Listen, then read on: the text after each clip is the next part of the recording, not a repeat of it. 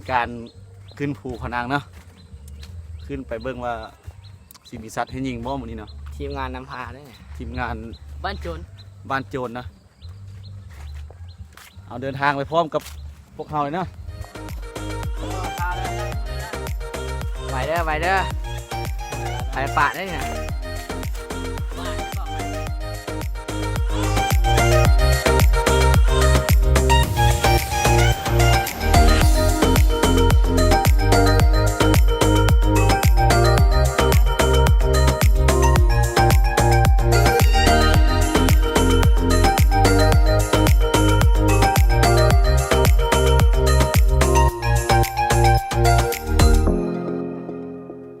เอามาเฮานี่ก็มีความรู้สึกอะไรเนาะสหายของเฮานี่ โอ้เมื่อย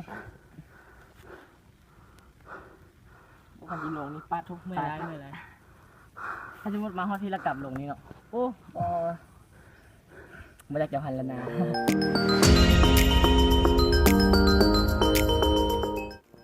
ไม่ได้เนาะ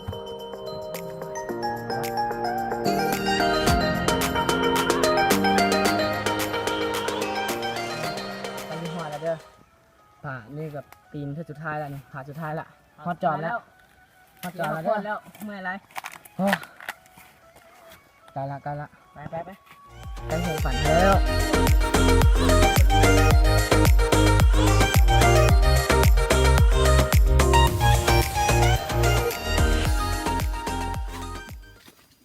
มีเน็ตเด้ในที่สุดก็ได้มาถึงจุดชมวิวแล้วทุกคนกันนะนี่ก็ เสร็จได้สบาย สมาชิกนะฮอนพี่น้อง ไม่อย่าสูบมันจับไหมผมต้องถ่ายมาเอาวะส่วนชุบยาบ่เอาติสุดท้ายก็พวกเขาก็ได้มาฮอดจอมเนาะจอมภูพนังฮอดเนาะฮอดแต่แล้วเนาะอันนั้นกับคุณน้องวิวเนาะวิวทางบ้านเพชรราชเขาเนาะวิวก็ได้อยู่คนมาเด้อเนาะอันเฮากับยูพี่เนาะพี่เด้อน้องยูพี่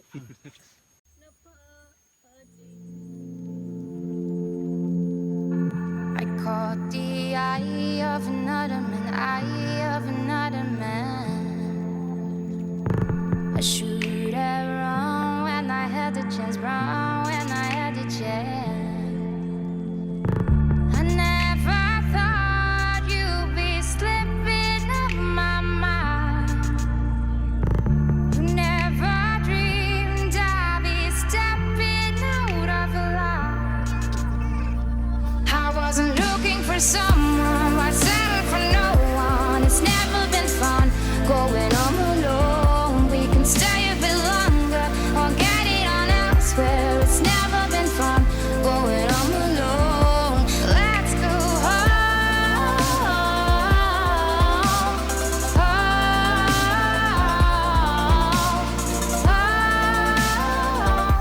It's never been fun going on alone. You saw me leave in the middle of the night. When recalling the thing I did, I knew it never was right. Flashing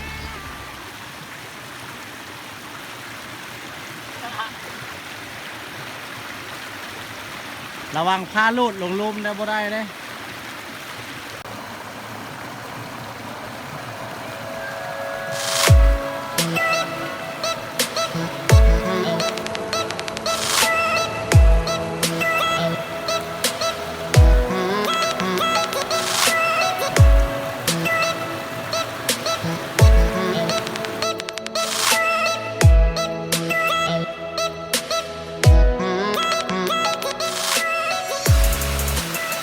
ในที่สุดก็ได้มาฮอด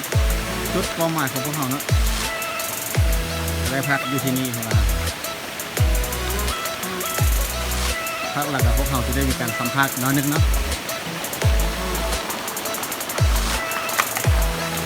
เขาสัมภาษณ์เนาะบรรดาสหาย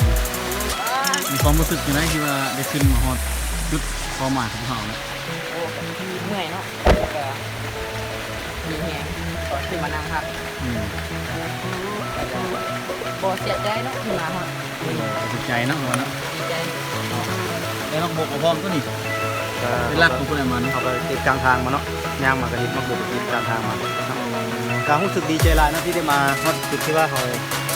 มุ่งหมายไว้เนาะดีใจหลาย ก็กลับจุดเจ็ดใจร้ายก็มีบัตรอยู่เนาะ พวกเขาพักเวลาสิอาบน้ำมั้งนี่แต่ละคนดู รู้เท่านั้น พูดเลยเนาะ เวลาตัวผลิตเปลี่ยน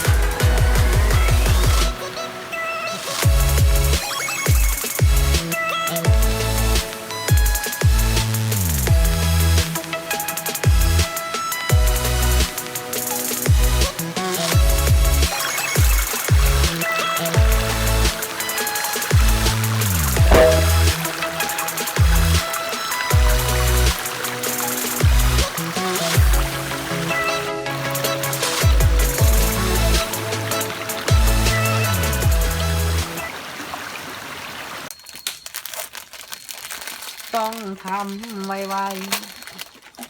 โอเคอย่างกินเนาะนี่เนาะ ๆโอ้ก่อนต้มหมี่เนาะลาบหมี่เนาะเรียนโอ้ ปันกินอยู่เด้อ บ่แล้วคนงานไม่กินน้ มานำกันเนาะเราต้องได้ปันกันกินนะ ล้างมือเนาะ เป็นยังนี่ ล้างมือเนาะมือยีเวียกน้ำเองเบิดแล้วก็ให้ พากันมาเนาะอันนี้ก็เวลาประมาณ10 โมงใส่เบ็ดยามไปเที่ยวหนึงของเราเราบ่ได้หลายแล้วนะอันนี้บนป่าเลยนี่เนาะปูสิเอาบนปูป่านะ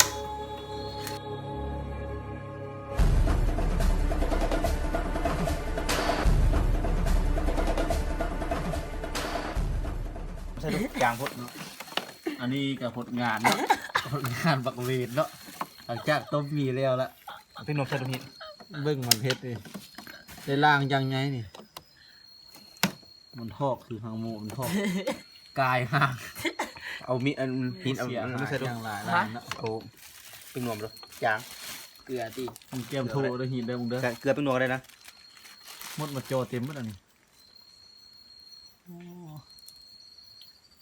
คือว่าไปทอกอยู่นอกก็ เอาน้ำล้างเลยเอาน้ำล้างเลย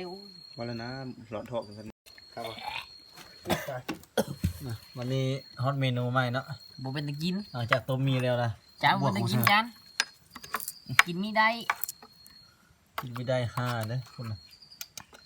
มาเด้อพี่น้อง มีเสื้อลองกินเบิ่ง มาเด้อพี่น้องเด้อ ครับ ก็จะกินนะ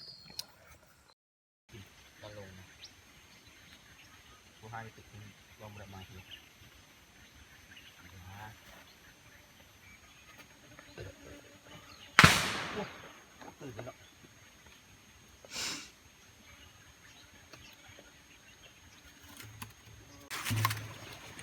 เอาวันนี้ก็ได้มาถึงตอนเช้าแล้วหลังจากที่ว่าได้นอนข้างคืนมาพากันมาอยู่ที่หน้าผานี่เอาสัมภาษณ์เลยเด้อว่ามีความรู้สึกจังได้ที่ได้นอนแบบทุกข์ยากหน่อยหนึ่งสิ ก็มีความรู้สึกอันดีใจแล้วก็เสียใจเนาะเมื่อคืนนี้ก็ นอนไม่อยากหลับก็ได้แล้วยุงหลายได้แล้ว โอ้พากันเฮ็ดกินกาแฟบ่เนาะนี่ กา เนาะ แฟเนาะตอนเช้าก็ม่วนเนาะมาวันนี้ก็ ข้าพ ม่วน เจ้าหนีตั้งสิได้ดู กินกาแฟก็แซ่บเนาะวันนี้ พากินกาแฟตอนเช้าวันนี้ก็คือคัดธรรมชาติน้อยนึงเนาะสูงจากหน้าดินก็สิประมาณ50 เมตรนี่แหละ มันก็กะสิจักๆเมื่อยๆได้เนาะมื้อนี้เนาะเพราะว่าเมื่อคืนนี้บ่ได้นอน ตะเวนออกเนาะประมาณ7 โมงปลาย ไปแล้ว